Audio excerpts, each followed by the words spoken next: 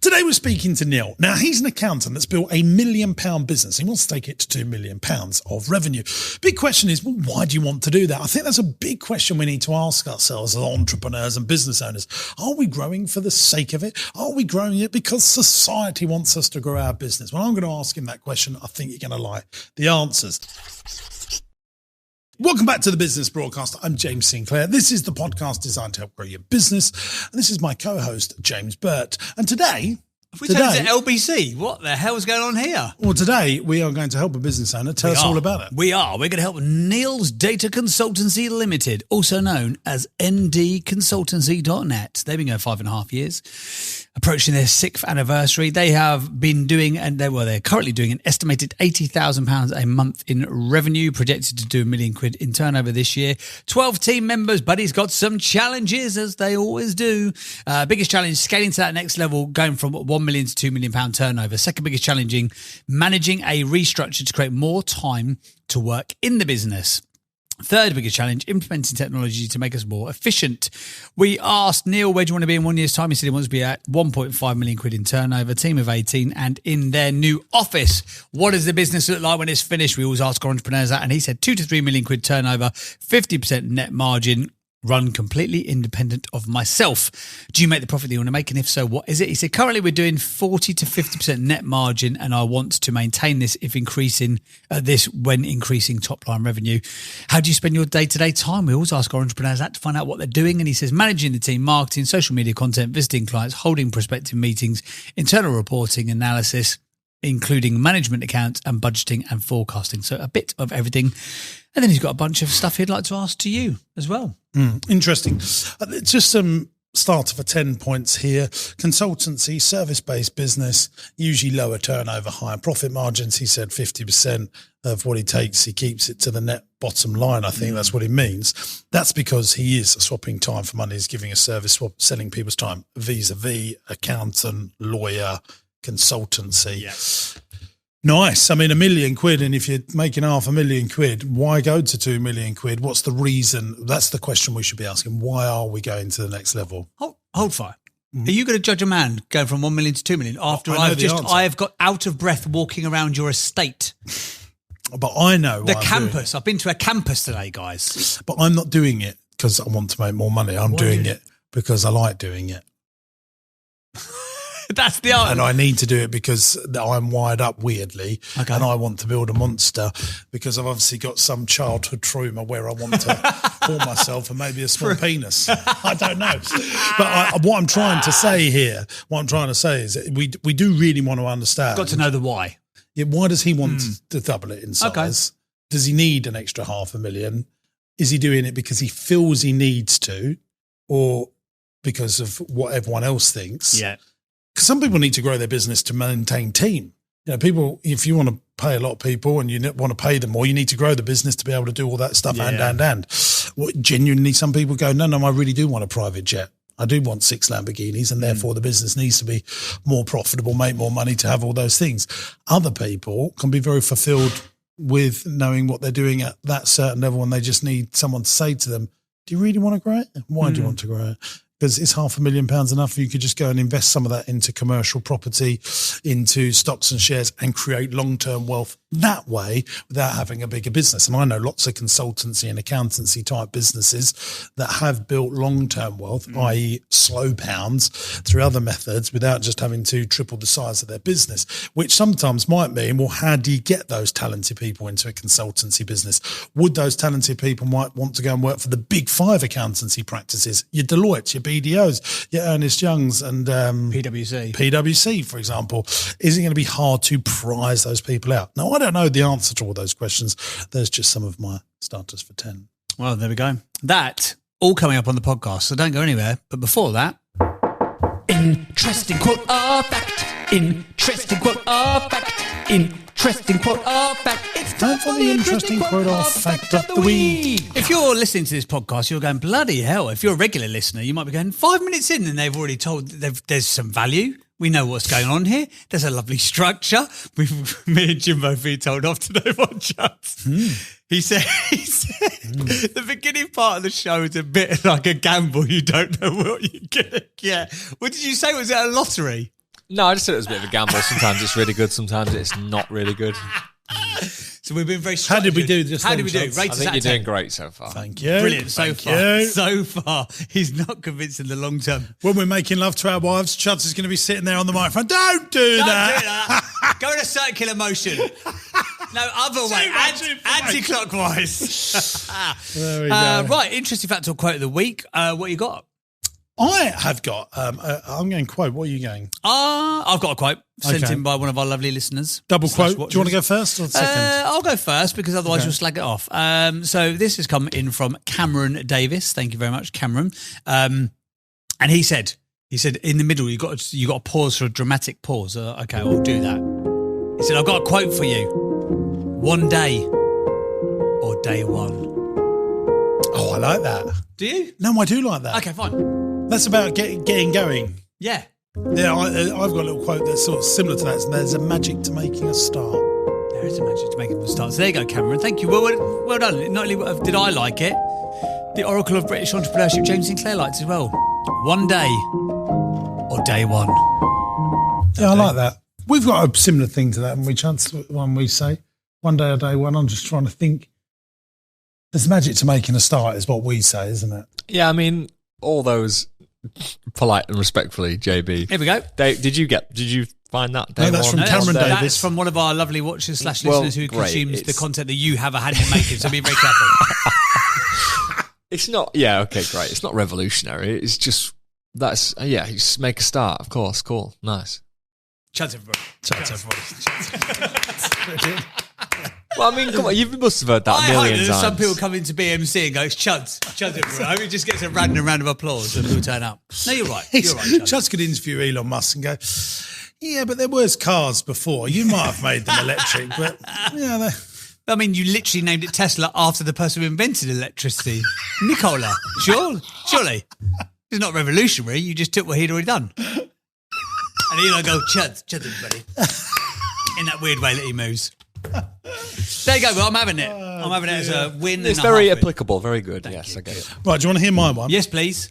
I don't know where I heard this, but it came up a few weeks ago. I was consuming some content. I wish I could remember it, but it's this greatness, which we're all seeking for. The cost of greatness is focus. Oh, that's good. What do you think of that one, Chuds? I think it's good. Focus, Say Yes. it properly.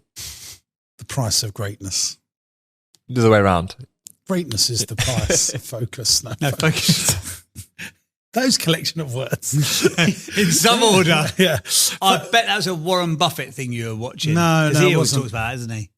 Focus is the cost of greatness. You know, you have to focus on something to get really great at something. Oh, no, I remember. It was on our content. It was You said it in a previous episode. No. Wow, the No, no. ego on this guy is No, crazy. No, it was our content, but it was the CEO. I can't remember his name of Amaze. Amaze. Yeah, he said focus is the cost of greatness. I have heard him say that before. I heard a clip of him on another podcast and it came up. Yes. Just had a little text here about me interviewing John Caldwell as well. I'm sure he's got some quotes. Oh, for us to he do. would be a good one. Yeah, they've arranged that, so that'd be Have good. they? Yeah. Who's they and where did this text come from? Well, I can't give you the Well, they was sources he phones on for air. you? I'll Was have he to tell phones in for half you? an hour if you Okay, can just wait. Of course, that's good. Was he phones for you, Joan Corbell? Have I made that up? Phones for you, yeah. It was, wasn't it? He's been on Bartlett. He has been on Bartlett. Mm. We're He's a gonna go- billionaire. You're going to go to his house? Have you seen his gaff? I've seen It is some of his gaffs. Unbelievable. He's got the most expensive house in London. That's up right, yeah. in Mayfair. 45 million quid. Is that what it is? 45 million quid. Yeah. Wow. Did he build What's the stamp duty on 45 million quid? quite a lot of money? Yeah. If you got a 45 million quid house, you'd have to worry about the stamp duty. Oh, I would. Of course you would. Hey, what about the changes on big budget coming up? And we will do an analysis of the budget the day it happens. We will organise. We did that last time. Get Thingy Bobby in So again. we get my accountant in. Yes. We'll get a couple of big hitters in. So the day that comes out, we will analyse it the next day of the evening nice. of, and get accountant's point of view, James Burt's point of view, and my point of view, and we'll get a couple of special guests. All of the key decision makers. But apparently, big changes. Now, Chuds has just paid stamp duty. What was your stamp duty bill to buy your house, Chuds? Can you remember it? £13,000. I don't think he's going to forget He's that. not, is he? How much was the house? 475. So nearly £500,000 to buy the house. It's cost you really with, 15 grand to move. It's a lot of money. So our Chancellor of the Exchequer, one Right Honourable Rachel Reeves, is now saying that there's going to be no stamp duty, or this is the rumours leaked in far too many professional newspapers for it to not be true. It's been in FT, Times, Telegraph. We're not talking about the Star and the Sun here. That you will pay stamp duty on the exit of a property that's over £500,000. I actually think that's quite a good idea. Wow. Take a note, guys. First time in 18 months, he says. They can't lose. They need the stamp because usually when people are exiting, they've made some equity, they've made a bundle of money. That makes sense. I think punishing young people that are starting to get on. Yeah, because Chuds and his missus has now just got 15 grand left to put back into the economy. Absolutely. Like they maybe won't go out for that dinner. They won't have that takeaway. They won't get Deliveroo. They won't. And if he sells that house, he will because he's caked. But most people couldn't. I mean, if he sells that house in 5 years for 750 grand, and he's made £250,000. Had a little Hey, I'm not. Don't be giving me stamp duty on both ends of this purchase now. I've just paid it. If I have to pay it on the sale as well. But you'll have to pay it on the next thing you buy. Yeah, but the next thing you buy, you won't have stamp duty. That's what they're saying. Okay. All right. Hey? All right. Yeah, so when you buy, there won't be stamp duty. Oh, at all? Yeah, that's right. Oh, wow. That's why I'm trying to say it's better. So but I'm caught right in the middle of that, aren't I? Because I've just paid it on this property. I understand that. So on exit, I have I'm to not pay. in charge. I have to Don't pay ever it get at me. again. I'm not You in bloody well charge. should be. This is why. Pull your socks up, man. No, but I I think, get it. I think so. You If pay it you've on made exit, yes. yes, if you've made, but a lot. Think about this. She's smart. Oh, 2 compliments. Come on now. Rachel Reeves, everybody. The treasury are working out that we're going through, and I said this on the last pod, there's a big shift in wealth coming over the next 10 years where lots of the baby boomers that are holding big amounts of cash in assets, stocks, shares, pensions, and crucially bricks and mortar. When they're selling up, they are then popping all that cash into a high interest account and not recycling it back into the economy. Yeah. And obviously, if it's your main residence, there's no capital gains tax on the house you live in when you sell it, only on investment properties. And they're usually downsizing, aren't they? So it's quite a clever way of getting tax and just taking it from people that have got the most. So if you've got a £2 million big pile of bricks and then you end up paying 30, 40, 50 grand in some form of stamp duty to sell it, but the person buying it doesn't pay any. In many ways, I think it is a better way around. I haven't thought about the ramifications. Let's know what you think in the comments. Do you think that's a good idea? I think it is a good idea for young people to get them, because if he hadn't had that 13 grand, what would you have done with the 13 grand? You probably would have had the new kitchen, new bathroom done quicker, new carpets, new furniture. That's a better thing for our trades economy. people in to do it rather than having to DIY it. Yeah. Much better thing. Rather than, and you bought your house from someone that died, didn't you? Well, they're not died yet, but they went into a home, Yeah, so that who knows what's happened now? So that 470 grand is now sitting in a current account somewhere that he's paid for that property that's not recycling back into the economy. Yeah. Better to have said, right, for you to sell that house, you've got to pay us to get that 15 grand from the sale instead of my pocket up front. Yeah. But that's going to catch everyone out on like if you start that now, that means everyone that's got a property is having to pay 2 lots of stamp duty. So they've already paid it once when they bought the house. And you implement that now, it's going to wind a lot of people up because they're all going to have to pay it again. But lots of the people and it's only for people over £500,000 worth of property value. Which is probably only half of the UK realistically. Yeah. So do you think it should go, we're getting into the nuances of it, but they should pay an amount of stamp duty on the appreciation of the property, not the price of it? So if you have, so you bought it, evidence of you buying it in 2010 for £100,000. Now it's worth in 2020 £200,000. You have to pay 10% of that £100,000 increase. Yeah, something like that. It will be that would be fair. It will be a capital gains tax, but disguised as stamp duty.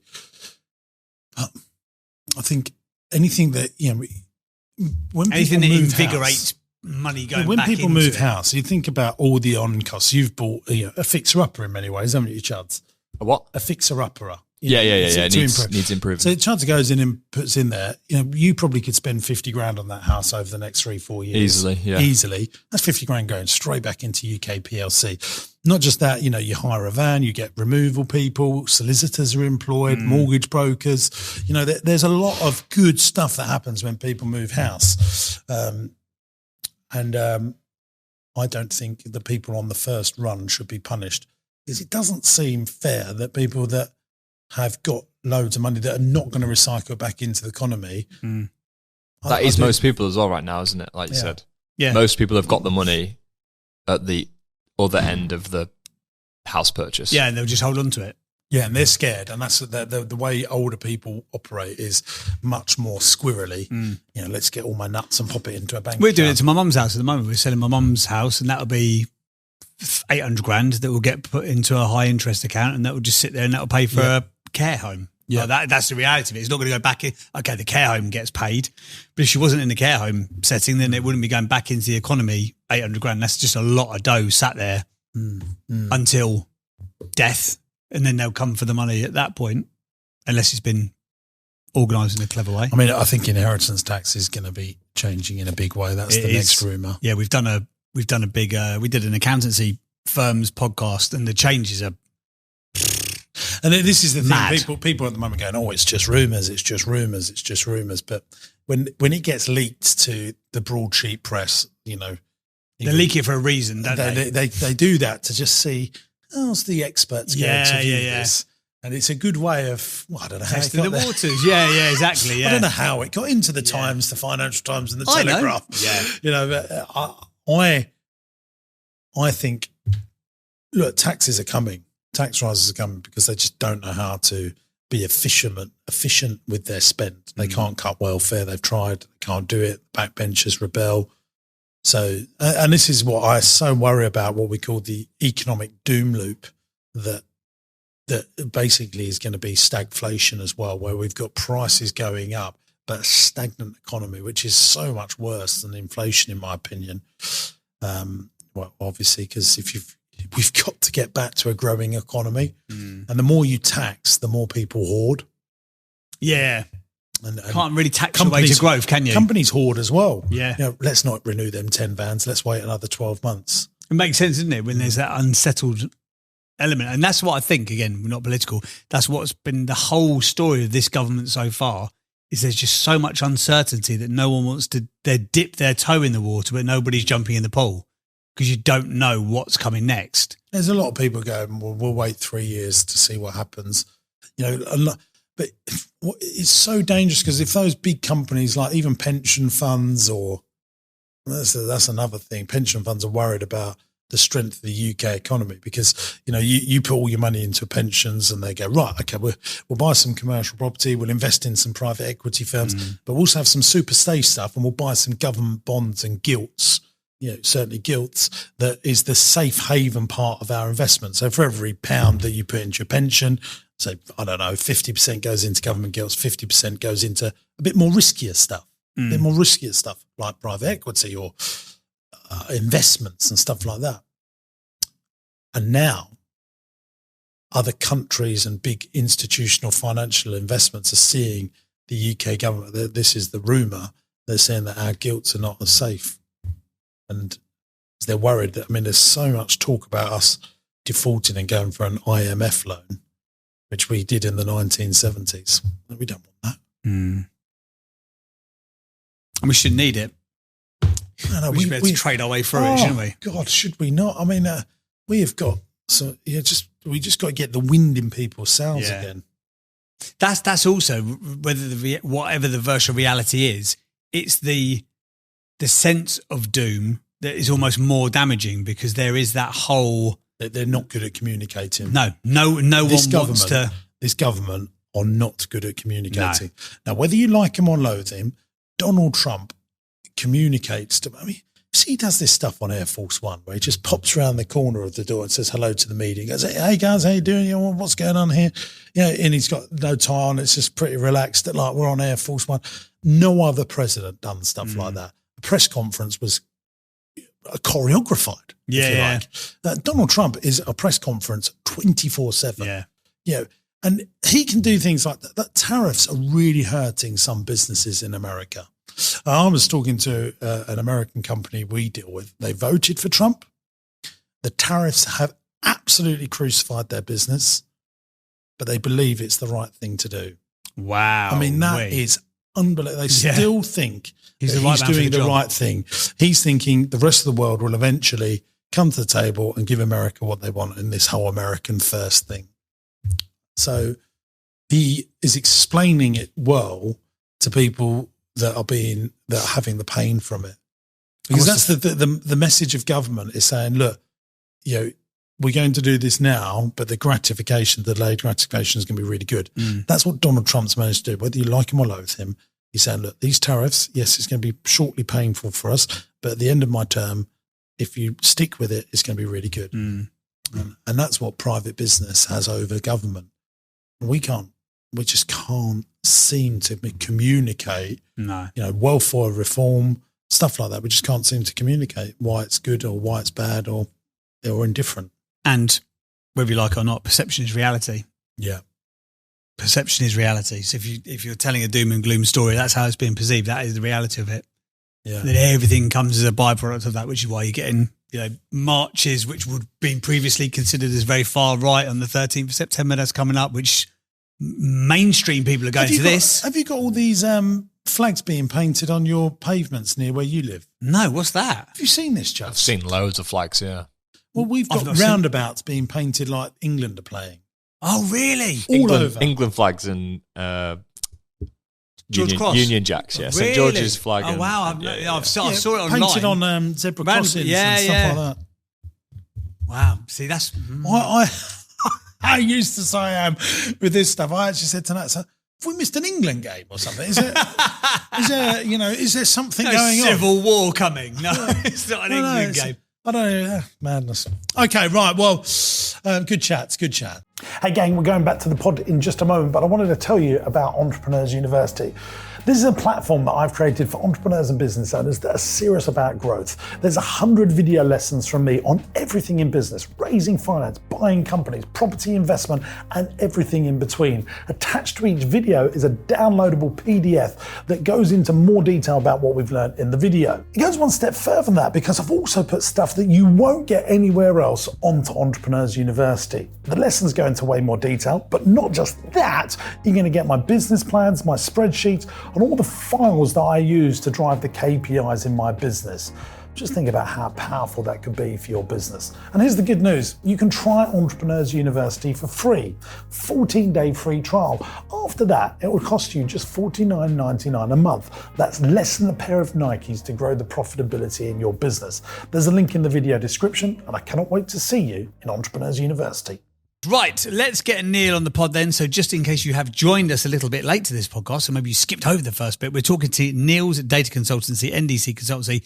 Been going just under 6 years, 80 grand a month, 12 staff. Biggest challenge is scaling from 1 million to £2 million in turnover. Let's get him on the pod. Neil, hello, welcome to the podcast. Hello, chaps. How the devil are you, sir? Oh, very well. How are you guys? We are very well. Thank you for asking. Right, give us, if you don't mind, my man, the origin story of ND Consultancy. Where are we at right now? How do we get here, etc.? Go. Cool. So went into industry in about 2005-06 after leaving university and worked primarily in kind of large corporates in various different sort of management, accounting, business partnering type roles. Got quite senior, also got quite bored. Job when you say you're in the bit. industry, sorry, just for listeners, does that mean you was like an FD in a company or in an accountancy practice? Yeah. So I worked in different sectors: veterinary, banking, waste management. So lots of different industries. But as an accountant, as a kind of senior finance professional, I kind of just progressively got bored and wanted to do some more stuff. And I had a role where I was head of commercial finance for a large veterinary group, and I was traveling the country, basically giving kind of business performance and financial analysis to veterinary practice owners. And I love that bit of the job and kind of telling stories with numbers. And it was just hugely corporate. It was private equity backed, and the company kind of scaled massively. And as a result of that, I thought, well, can I do this sort of work, but kind of do it on my own terms? And long story short, I lost my job in January 2020, and that's essentially when I started my accountancy practice. Why did you lose your job? Why? Yeah. I think I kind of worked myself out of a role. It was very kind of it was a business that didn't really have any financial structure. They had no budget. They had kind of no month-end process, and I kind of built all that and built a team. And then sort of just the day-to-day was done by the team, and I was doing more kind of commercial, strategic stuff. And they went through a period. This was kind of in and around when Brexit was a thing, and a lot of their contracts were government backed, and they lost a lot of contracts. And so therefore, I think I was just somebody that they culled as a big salary, because the day-to-day running of the team was kind of done by the team. So yeah, I've got a quick question for you, just for listeners. What does, if you was employing a full-time bookkeeper, what would you look to pay someone like that? What's the going rate? Depending on experience, anywhere between, I don't know, sort of 25 to 35 grand a year. And a financial controller that could produce management accounts? Probably 50 grand plus, 50, 60. Yeah. And an FD? Probably 70, 80, depending on the size of the business. And what would you say, I think it's really interesting for listeners, I mean, having a financial controller that can produce management accounts, I think is some of the best £50,000 anyone will ever spend. But what would you say is the difference between an accountant and like an FC and an FD from your professional opinion? I think the FD has got the strategic piece around kind of long-term vision, budgeting, forecasting. I think in my experience, financial controllers tend to be a lot more compliance focused, and they kind of do the day-to-day and they make the company compliant, but they don't necessarily have the kind of proactivity and the commercial nous to drive a business forward, in my opinion. What would be an example of an FD that's doing something like that to drive a business forward? I guess kind of more kind of impactful conversations on a board. Financial controllers typically wouldn't sit on a board, whereas a finance director would. Yeah. I think kind of strategy around kind of 2-3 year plans, understanding what the business is doing, whether they're looking to invest in new technology or new revenue streams or a new market, and kind of really linking the business between ops, IT, marketing, and finance, and doing that kind of overarching piece. I think a financial controller kind of stays in their lane and concentrates on the finances and leaves the other areas of the business to kind of get on with it. Have you been in businesses where you've seen a good FD absolutely transform some of your clients' worlds? Not necessarily my clients. My clients are kind of lower level in terms of size, but certainly some of the businesses that I've worked in previously, I've had fantastic FDs and CFOs that have kind of been real leaders. And I think that's one of the reasons why I guess I wanted to create my business, because I've been managed really badly in the past. I've had 3 redundancies in 10 years, and some of the things I've had to go through has not been great. Whereas in other areas, I've had really, really good managers that have kind of, they're 1 or 2 steps on the career rung from me, and it's kind of like that's what I would love to be in a few years' time. Kind of having those conversations within a business and having that kind of impactful nature within kind of the people that I work with. It's funny. Do you think that you need to work for yourself rather than work for someone? I think so. The last 5.5 years have been equally kind of fulfilling, and I've just got an utter passion for what I do, and I think as the business has grown and as we've scaled the business, I've kind of got involved in other things, like, we invest in residential property. We're just about to buy our commercial office. We're just about, we're looking to acquire again. We've done 3 acquisitions to date, through other accountancy, bookkeeping firms. So I think growing the business and continuing to grow it has afforded me more opportunities to do other really exciting things. And I think if I went to go back now and did a 2-hour round commute for a job where I was working 9 till 5 and answering to someone else and kind of having my wings clipped in terms of what I could or couldn't do in a role, I think I'd find that really, really stifling. Okay. So let's get into it. Yeah, let's do that indeed. Right. Very interesting, by the way, the different salary levels of what they do. I found it very interesting. I need a bookkeeper, it turns out. Biggest challenge, scaling to that next level from £1 to £2 million in turnover. What specifically is the biggest sort of challenge with that, as you see it, Neil? Well, I think James mentioned earlier about, why do it? And I guess my answer is why not? I think, we've got to a point. Sinclair liked that. He liked it. His eyebrows went up. It's like, yeah, he's a bit of me. He's listened to this show before. I just think, every sort of milestone that I've set myself, no matter how crazy I've kind of made them in the first instance, we've managed to hit, and it's kind of like, what's next? The demand and the pipeline for where we are and the sort of services that we provide, it's a bit of a cliche, but I do consider us to not be a typical accountancy firm. Like, we do a lot of marketing stuff, video content. We do a lot of stuff in the community. We try and make ourselves like a little bit different. But again, kind of, in terms of services, we don't just do a tax return. We want to get involved with clients. We want to understand their long-term goals. We want to look at commercial strategy and, do management reporting and budgeting and forecasting. And that's kind of, I guess, born from what I've done in industry before setting up the business and understanding how valuable that stuff is for clients. And so the more that people say, oh, you know what, I want a piece of that, and I've got an accountant that I speak to once a year that just does my tax return, it makes me scream inside that us as an industry, we just need to be better. Yeah, it takes a long time for us to become chartered, to become qualified. And the amount of horror shows that I hear from people that come across to us that have just had a really, really poor service. And so that's kind of like fundamentally. The issue is, sorry, just Neil, the issue is for your industry is finding the talent, isn't it? Because, I'm very good friends with my accountant, and, finding the brains that can consult and not just do the books and solve problems, usually they become partners and end up having their own practice. So is that a fair analysis, or?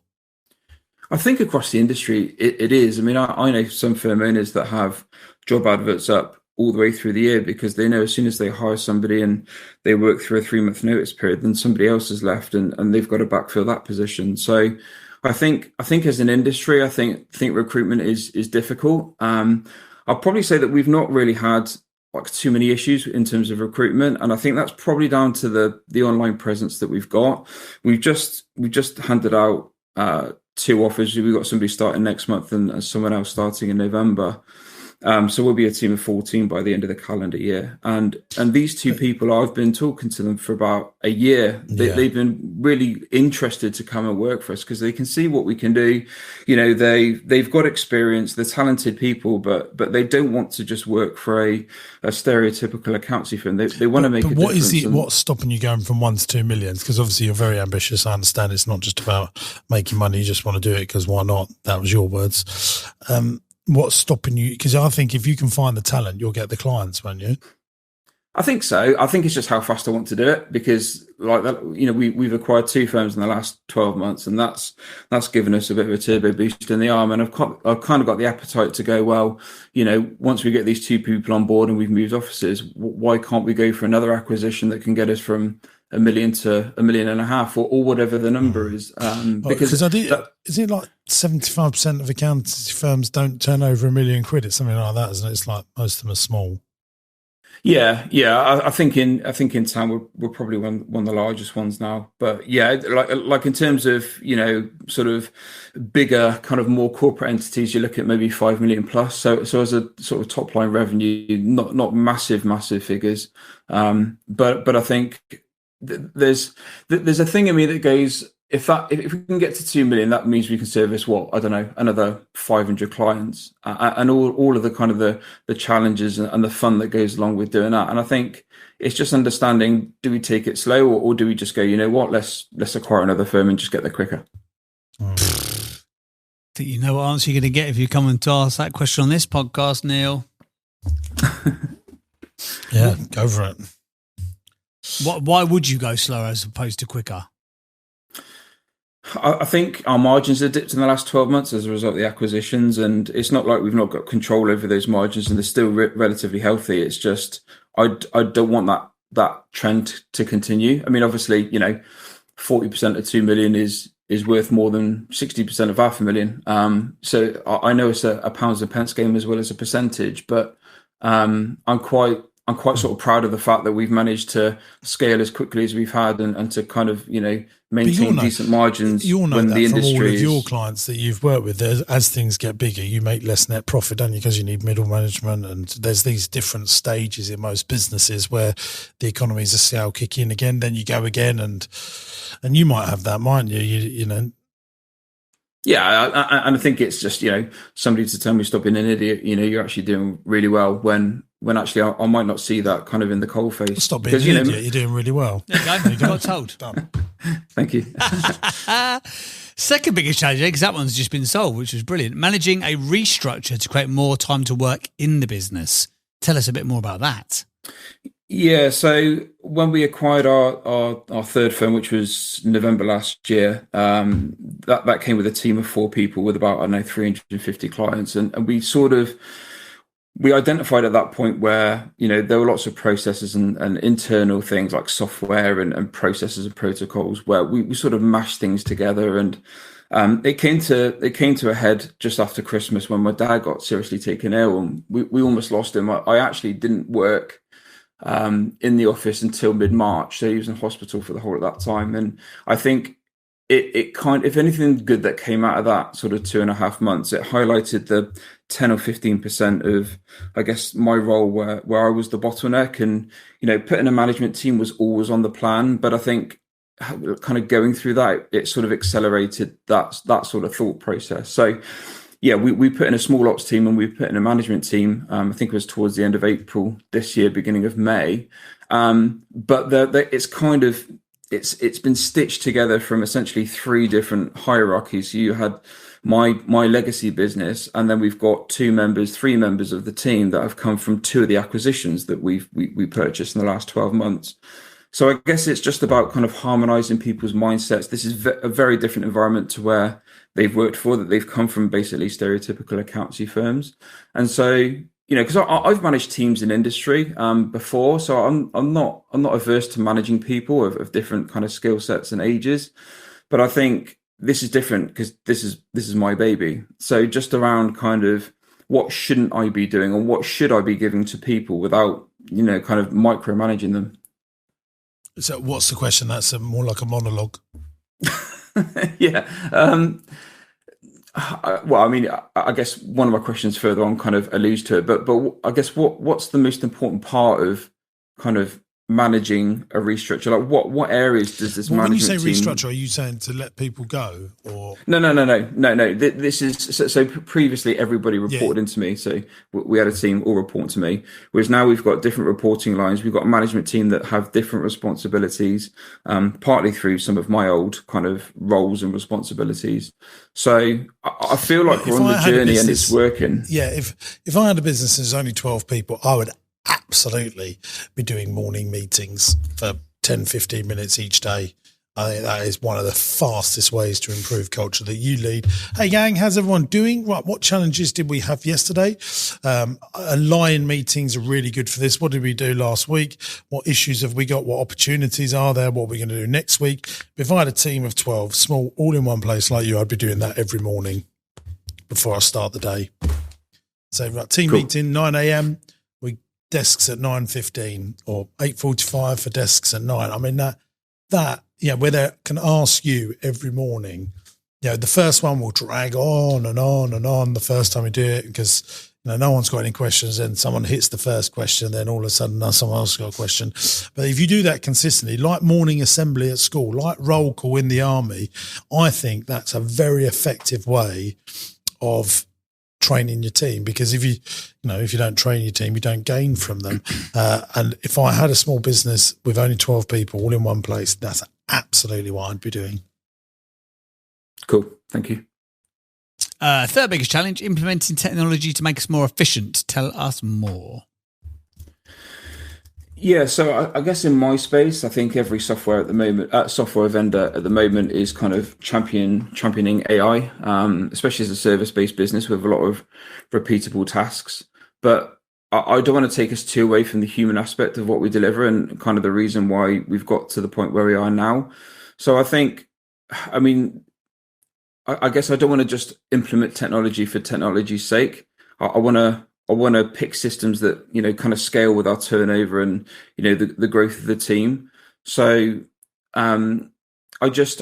it's kind of figuring out what technology do we use in order to make us more efficient, but doesn't take us away from actually doing the work. Does that make sense? So what are you asking? Probably a very difficult question for us to answer when we don't know the technology involved. I think you've got to embrace technology and then, you know, accountancy firms have got to become consultant specialists for bigger problems for them to survive in the next 10 years. That's, yeah, what you're doing with your accountancy firm is what I tell any accountancy firm to do, is this specialist, you know, there's riches in niches, but also the specialists make all the money, always do. The generalists always struggle to keep, you know, they're just about to get by. I mean, look at law, for example. You know, the specialist law firms that do that niche part of law can always charge 4 times more than the average lawyer. The same is, you know, who makes all the money, the general practitioner doctor or the brain surgeon, the specialist. And so as firms become more specialists and say, yeah, we look after this sort of sector rather than taking whole of market, they charge more accordingly because the money always goes to the specialists. Yeah. Yeah. There's a great book. I mean, you read it, haven't you, JB? Not that you really listened to it, but it's a great book, isn't it?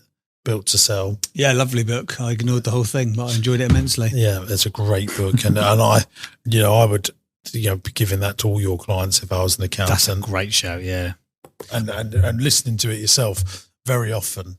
Because that's the thing with us human beings, you know, the whole thing about, you know, I said to you, why do you want to grow your business? And then you said, well, why not? I do also say that all the time. You've probably heard me say it on the podcast all the time. But we do need to listen and do the stuff that we know we need to do. It's why I've got a personal trainer come to my house 4 times a week, because I wouldn't exercise without it, because I'm not disciplined enough to do it on my own. And we don't need any new form of exercise. You know, the same old stuff that they were doing 50 years ago works today. And sometimes we just need coaching on and have systems in place to remind us of the stuff that works. And that's what I like about that Build to Sell. But, you know, that's why I read How to Get Rich every year. There's some amazing philosophies and actions in that book that will not change in 10 years' time. They are as relevant today, 25 years on from when that book was written. And, you know, I think that quite often. I think you're good, though. I think you've got a good business here. Is there any other... Part of your sort of desire to create culture as well, though, you could say, you know, as you implement more technology, then you put some of the time savings into more touch points with clients. You know, if there are things like AI can do, I don't know, can be scanning in receipts quicker or whatever. If there is stuff that would come up and you're like, oh, the client should know about that, but you would, because of the time efficiencies, you'd only tell them in their annual review or whatever, then make it cultural that person, that practitioner, the accountant reached out and goes, hey, John, just wanted to flag something up. It's come up a couple of times in the last couple of payrolls. You could do X, Y, and Z. Probably worth us talking about it. Let me know if you want to jump on a call for half an hour. So you can leverage the technology to make you faster and more systemized, and to make the repeatable tasks go away, to then do the more humanistic bit. So you can spend more of your time culturally on actually that consultative approach that you seem to really be keen on. Yeah, and I think we do that. I think when I compare myself to other sort of local firms that are still dealing with, you know, spreadsheets and shoeboxes full of receipts and invoices, I think we're probably further ahead than what I think we are at times. But I think it's, you know, I surround myself with people that I kind of admire and I like, whether it be YouTube, LinkedIn, or whatever, and I tend to forget that actually we're doing okay. And a lot of this technology probably isn't that relevant for us because we're doing a lot of these things already. It's just, with AI, I mean, we use AI quite a lot. You know, I use it quite a lot in marketing and some of the content that we do and internal stuff as well in terms of systems, just not really an awful lot of client facing stuff right now. Just a funny thing is when when we've done talks on stage and stuff about business, there's this little bell curve thing. I'm just going to, for those of you who are watching, We start out in business. I always reference this, I don't know if everyone will see it. We start out here knocking on doors, picking up the phones, and then the noise comes in. Oh, you must do Facebook ads, you must make content, you must write books, do newsletters, or use this AI technology. So this noise here confuses us. And then we go through it and we go, actually, picking up the phone, knocking on doors was still the most important thing. Yeah. And I think the same is with this whole thing that we're talking about here. You know, what will your clients want in 10 years' time? They will want human beings that know stuff, that tried, tested, and proven, that can give us the best possible advice. And we just have to cut through the noise. That's what, you know, that it really, unfortunately, sometimes only experience that teaches you that. But if we can keep on saying it, then that's a good thing. Right, let's jump into some questions. So question number one that you had was, what has been your top 2 employee hires and why? PA and bookkeepers have changed the life of me. But obviously, I'm very lucky that I've got a C-suite team, if you like, now that support me in my businesses. But early on, definitely a PA and a bookkeeper type person that can. I just think bookkeepers are so underrated for businesses that are going places, because I mean, I know you're an accountant, you get it, but learning, you know, how to read a P&L and understanding what goes on the balance sheet, all that stuff. You'll know this, Neil. You've probably got clients that are turning many millions of pounds that don't understand it well enough. And so, yeah, I find that. But a PA that just gives you time back, fantastic. I think I listened to the podcast with, I think it was Harry Dalton from Buff Brows the other day, and you mentioned about an executive assistant, a personal assistant to him as well. Like, what sort of tasks would this person ideally be doing day to day? Well, they do it. I mean, I don't log into a bank account, pay anything. I don't book any holidays. I don't do my car insurance. I don't look after any of my property portfolio. I don't look after my diary. Tracy organises everything for me, like she's me. So I get all them hours back.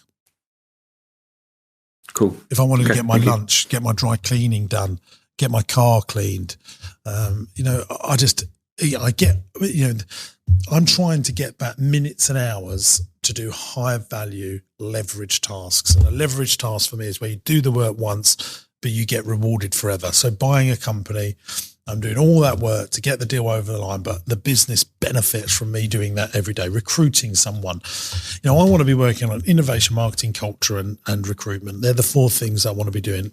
How am I innovating? Buying a company helps us innovate, or implementing a new thing that's going to help us innovate. Marketing, getting more customers and cash flow into the business, making sure our culture is on point, because when culture is on point, we get more sales, we're more profitable. Culture leads to profitability, retention, and just so much more.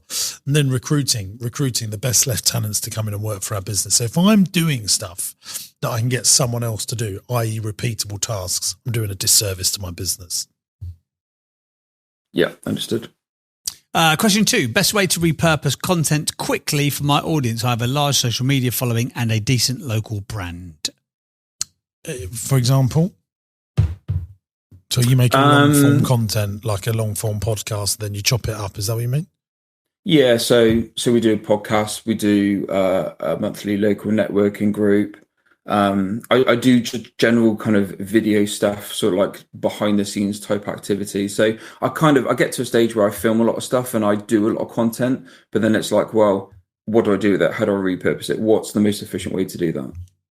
I mean, if I was, you know, I've got 3 full-time equivalents repurposing my content, taking my stuff out and doing it. I think if you really want to do content in a big way, you've got to have a team repurposing it and re-editing it and putting it out there. And then the pressure of making sure you have to meet their salaries will make you do it more and be better. Okay. If it, you know, you've got to think like you're running a TV station, a radio station, or a newspaper, a local newspaper. You know, you need to be doing that much stuff for it to really kick in and give you value. Yeah, I absolutely love doing it as well. So it's something that I want to do more of. So I have anything that you see of mine, I have not edited or posted it, but I'm obviously on camera and I get involved in what we should make. and then Stevie Chuds and Tracy and some of my marketing team repurpose and put the stuff out. Cool. Question 3. I would also say with your videos, definitely repurpose them into blogs and other longer form content, definitely, because there's a lot of, if I look on Instagram, there's a lot of like short form content, but you could repurpose that into. Get a call with JB, he knows all LinkedIn. the right playbook. You know, sure Is Chuds free? No, but JB knows Chuds, it just everybody, as much. Chuds. He's not even in the room. He's got so bored he just left. He does this on the last recording of the day. He just leaves the building and just hopes that we'll look up behind him. Chuds doesn't do any of my repurpose content. You know, Stevie and Ben do that. You know, so all of the repurpose stuff. He's recording the long form stuff, but you know, all the repurpose stuff is done by another. Podcast guesting as well. I can see you've done a little bit of that on your Instagram. Do more of that. That's a really easy way of getting other people to basically make the content for you. That's a great little hack. Yeah. And then you also get the benefit of getting hold of their audience as well. Final question then, question number 3. What should I be thinking about in terms of an exit strategy? Well, you know, I mean, if you're an FD, you're more experienced in this, but in my opinion, people want to buy something that looks like this, a commercially profitable enterprise that works without you in it. That's how you get the big value. I think the kind of the point around that question is, I don't know really what timescales, but the ideal thing that I'd like to do would be potentially to sell the business to the team in the form of something like an EOT. Oh, I mean, that's a winner chicken dinner. And you know, someone like Shawbrook, they love all that, don't they? Where you take a big chunk of change off the table, very tax efficient for you. You'll know all of this stuff, and then you get paid over a period of time with the rest of the money. And God, I mean, the accountancy model is perfect for an EOT, isn't it? I'd like to retain an element, whether it's 25% or something. Yeah, I think Shawbrook would love that too, wouldn't they? I mean, I think a lot of the banks love EOTs. Very, very smart things. There we go then. Right, Neil, where can people find out more information if they want to have an accountant who's more than just a bookkeeper, someone who can give them that consultative, hand-holding, white glove customer cuddle vibe? Yeah, so the website is ndconsultancy.net, and if you search Neil's Data Consultancy on Facebook, Instagram, LinkedIn, TikTok, we're on all the platforms. Can I just give you a headline for you? Because I didn't realise that you're an accountant straight away. People have said that before, and actually I think that's kind of helped us in a lot of ways. Well, I think I don't want a consultant, but I want an accountant. Mm-hmm. I need an accountant. An accountant falls under love, want and need. I would have a tagline, something like, more than just accountants, we're consultants to help your business. Like, make it obvious that you're an accountant. Yeah, I mean, our kind of the badge that we've got now, we did a slight rebrand. It says NDC Accountancy, so that's kind of wherever we put content, we put that badge on there as well. But yeah, I think that was as a result of some feedback that we'd had in the past to say, well, yeah, we need an accountant, not necessarily a consultant. See, when your tagline, making finance fun, when I looked on it just as we came on, I thought, oh, you're a broker for finance for businesses. Okay. So not until I spoke to you. Now that's dangerous. It really shouldn't be like that. You know, you've got, if your people are searching, you know, unless they know you, you know, it's got to be very obvious what you do, because really primarily you're accountants, aren't you? Yeah. Yeah. You know, you're not consultants. And that can really, I mean, it would put me off. I don't flipping want a consultant. I want an accountant. That's what you are. Look, do what you will with that. I'm just parting ways with you on that. And that's really useful. When it says making finance fun, I do naturally think, well, these guys are brokers for money. Because I think of that, I think of the word finance as I'm getting finance for something. I know that's, you know, it means a lot more. I don't know. I'm just, you know. Even the subtagline, take the first step sorting your finances. That sounds to me like I'm going to get like a consolidation loan. Yeah, something like that. I just but like sorting your accounts without the confusing. Don't who shy are away us from to tell what you? You know, you're turning £1 million and making £500,000. You know, we don't. What do we know? Yeah, but don't listen to us. No, I mean, look, No, absolutely. Look, this is one of the reasons why I wanted to come on. I followed you for a long time, and I love what you do. And the feedback's been really, really cool. It's not something I've heard of before in terms of that, but that's really. Well, useful. I told my accountant John, I said, your tagline should be "Clever Accountants for Business." It's fantastic. That's good. And he hasn't adopted it. Of course he hasn't. Of course he hasn't. But it's like, well, what do you do? Well, they're really clever accountants for business. Do you see what I mean? Yeah. It's like, that's what it says on the tin. Ron Seal. when I go to my finance broker, I say clever finance brokers for business. I say, oh, right, that's what they do. They're clever finance brokers for business. But anyway, I think sometimes I go on about simplifying names and headlines, but I do think, like, when you're PwC, it don't really matter because it's 100 years plus years old and everyone knows that that's what they do. When you're NatWest, you don't need to know that you're a bank. You spent millions and millions of billions of marketing dollars to make sure that you're known for the thing you're in. But if you haven't got that, I think you need to make it obvious for people. I think a lot of people miss out on marketing because people, unless they know who you are. Yeah, that's mine. Cool. Thank you so much, guys. Yeah, thanks for being on, Neil. Well done. And we look forward to your continued success. Thanks for being on the pod, mate. Cheers. Thank you. Cheers, mate. There you go. Neil. He needs to be a business owner, not employed. Oh, yeah, 100%. Yeah. I was thinking we said, I've been made redundant 3 times in 10 years. And probably because you're hard to manage, my love. Welcome to the Entrepreneur Club. Yeah, absolutely. Right, let's do the 8 traits of great entrepreneurs. It's the point of the show where James Sinclair, the oracle of British entrepreneurship, rates today's guest out of a total score of 8. I know what you're thinking. Why hasn't he just done it as a 10? Then it could be a percentage, but that's not the way that we do it here. We do 8 traits of greats. The 10 traits of the 10 traits. 10 traits of the greats. 10 traits of the greats. Starting with the end in mind, I think we give him that. Oh, yeah. Passionate about their cause, I think we give him that. He loves accounts. Untold amounts of resilience, do we know? Oh, we don't know. We can't have that one. Can't have that one. They master relationships with people. I'd say so. I'll say so, baby. Commercial awareness. Oh, he's got bucket loads of the stuff. You're in trouble, aren't you? Yeah, you're you an accountant are. and you haven't got commercial awareness. They innovate so they don't evaporate.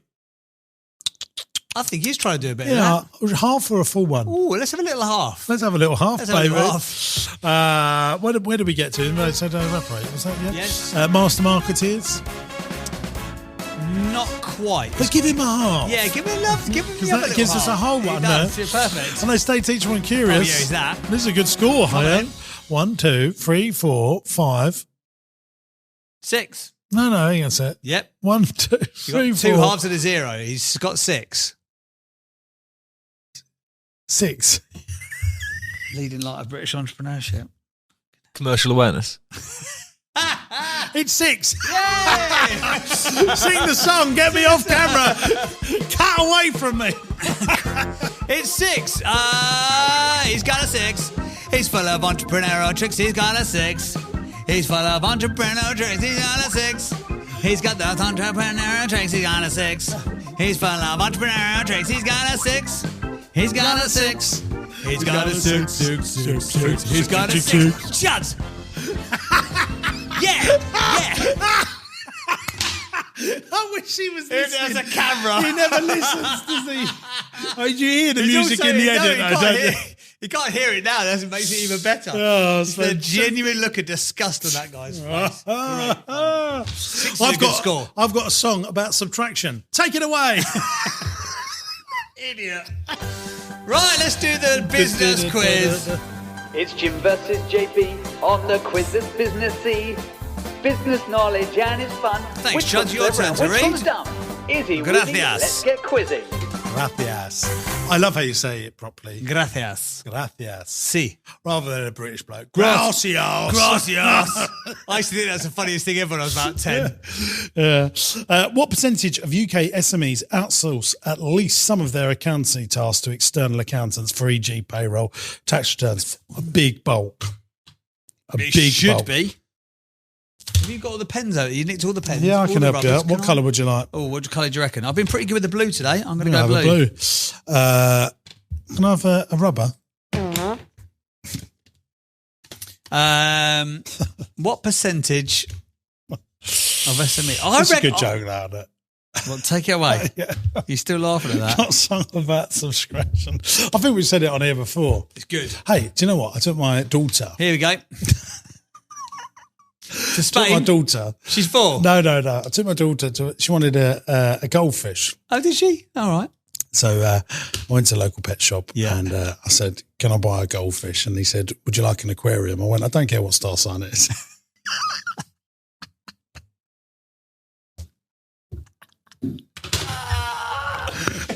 It's always the last couple of the day that just get me. I've got no will to fight it at this point.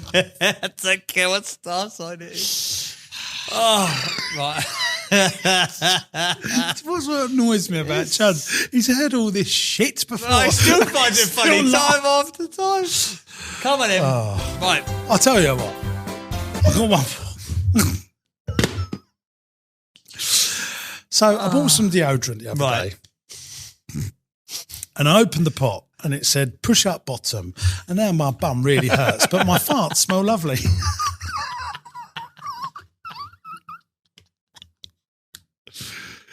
Say what you like about waiters, but I think they bring a lot to the table. No more. Done. Enough. We're getting told off. We've been so good at the beginning of the show. Now we're getting told off at the back end of it. Oi, that's what she said. Right, come on. Come on. Percentage. You don't even remember the question. I'm going 70%. Are you? I'm going 60. I mean, even us. I mean, look, we don't do everything in-house. Oh, it's really high. So do you submit your own accounts? No. So you do. You're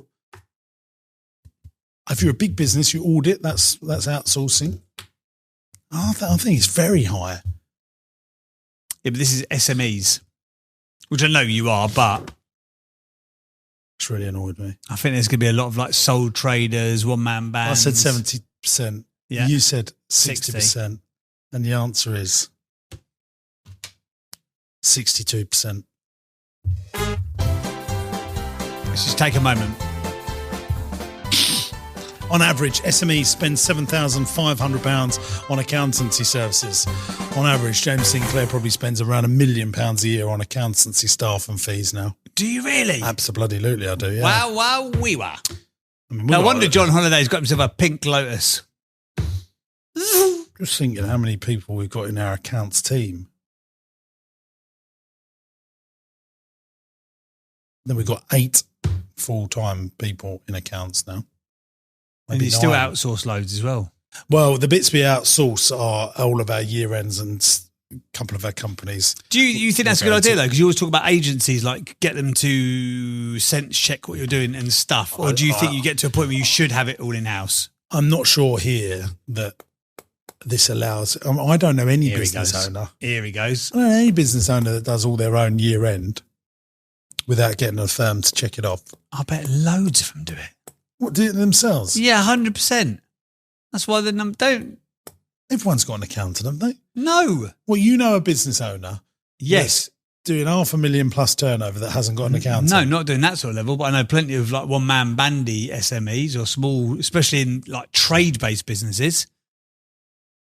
Well, don't get an accountant. No, just wing it. Oh, okay. Well, see, even when I was Jimbo the Partyman, I had an accountant. It doesn't change the answer. Just read out the stats. 61% of SMEs use cloud-based accountancy software. 0. Do it with some enthusiasm, just because you like. 0 Come on. or QuickBooks, etc.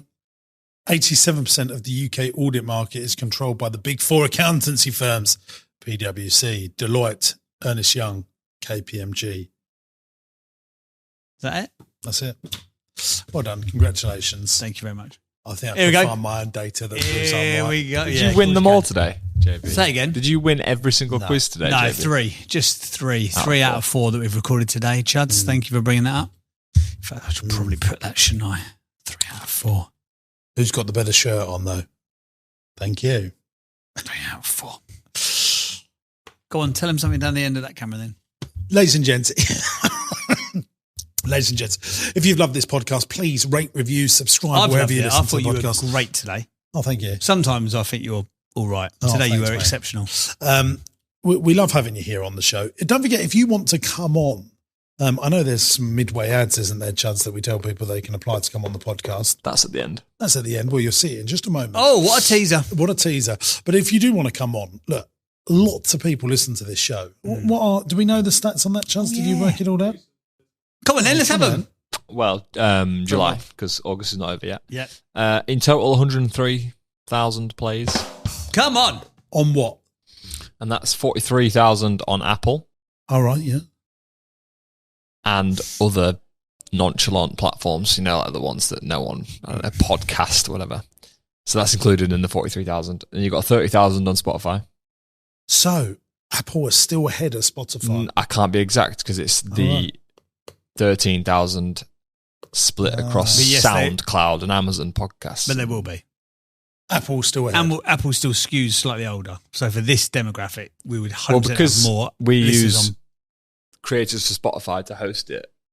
What do we tell us about that? Creators for Spotify. We use that to host the podcast platform. It doesn't give us the exact breakdown of Apple and other platforms because it hates them. Yeah, but it does obviously give us an exact breakdown of Spotify plays, which is about 30,000 without getting into the digits. And then on YouTube, it's 30,000 as well, almost exact. Okay. So if you come on this podcast, you're going to get 103,000 ears. 103,000 ears and eyes, or a mixture of both, or some of all of them. And we've had higher months than that, haven't we? Yeah, Spotify did us a few favours a couple months back. We got up to 200,000. It's a lot of that. There's a lot. Tell us, how many people, what's the average sort of, the people you work with, what do they get? Oh, depends. Got some that will do, 250,000 downloads a month and some that will do 500 a month and anything in between, like niche ones. Still growing though. Still growing, yeah. As a medium. As a medium, yeah, it's still growing. It's going up and up and up. 520 million people listen to podcasts now every single month. It's worldwide. Listening what numbers. Would that have been 5 years ago? Oh, 100 million. Okay, so you made that up, haven't you? No. It's got I've just let me just check. Yeah, 100 million. And they're listening for longer as well. So the actual average listen time has gone up again in the last. They've got an organisation called Nielsen. Nielsen do a bunch of stats about podcasting. It's gone up again. It's becoming very like mainstream podcasting, where radio is sort of taking the place of radio and on demand like music streaming. Radio. I don't at all. It's anymore. gone now. Yeah, it's done. Just podcasts. Yeah, I put. Well, actually, if I'm listening driving along, I'll go on YouTube and find a video I want to listen to, and just put it on so I can hear the audio whilst driving along. Oh, do you? Yeah, I find that better still than finding a podcast. Listening to what? Audio like what? Well, because YouTube knows what I like. So I just open up the YouTube channel and it goes, James Sinclair, here's 10 videos I think you'll like.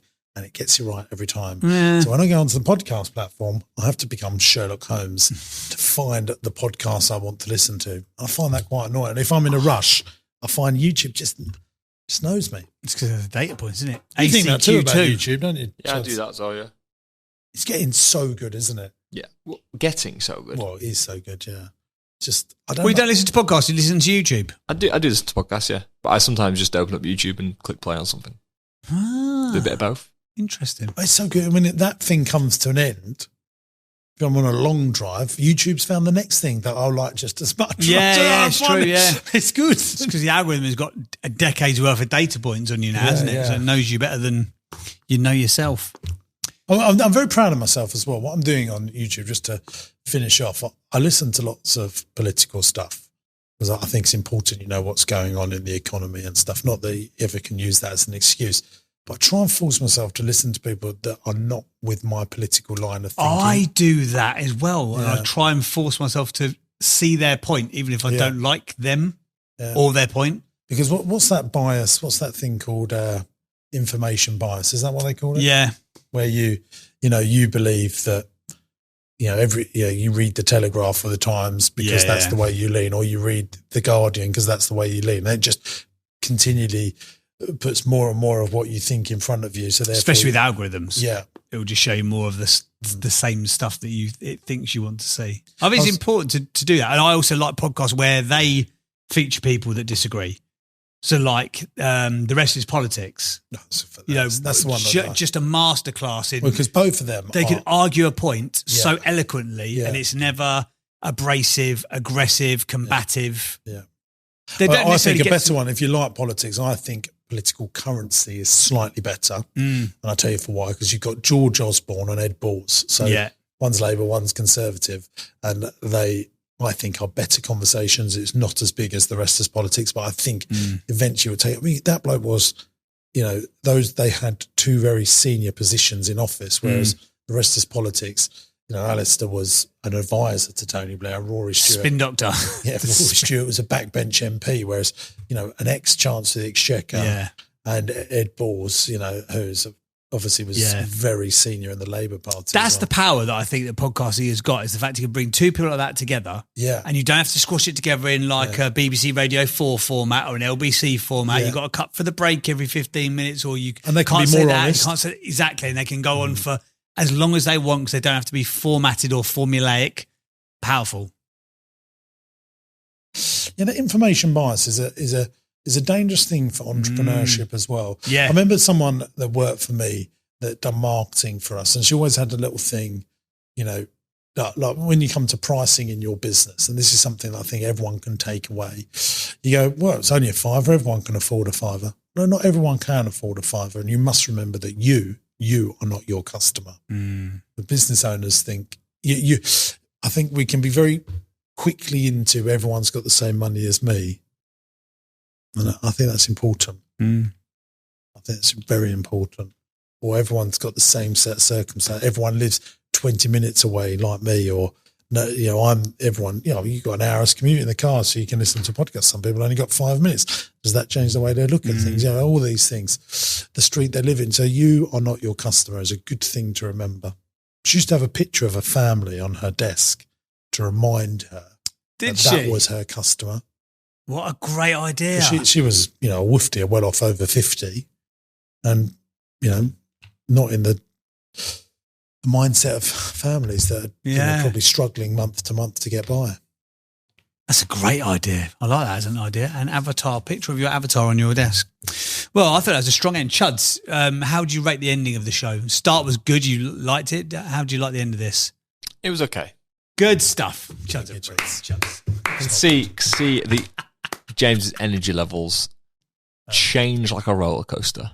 Oh, sorry about that. I would like to do just You have to be sorry. That's who you are. I would like to do one podcast today, but you live so far away. Of course, it's my fault. What would be more convenient is if you moved. Why is it not convenient for you? You still only drive 15 minutes. It's inconvenient for me, who does a 2-hour round trip to get here, to come here for bullying on my fashion. But you should do that because I'm wonderful.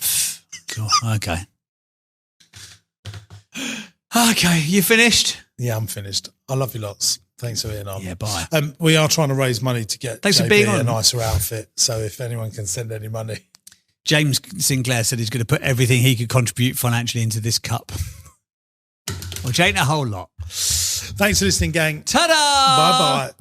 Thanks for watching today, gang. I hope you enjoyed the show. Now, look, we're looking for some great businesses to come on the podcast. If you've got challenges, but you're desperate to grow your business and you can't necessarily work out how to do it on your own, you'll be a perfect candidate to come here on the podcast. It's absolutely free to come on the show. Go to my website, jamessinclair.net, and there's a podcast button. Click on the podcast button, fill in the application form, and we'll do our very best to get you on the show and try and grow your business.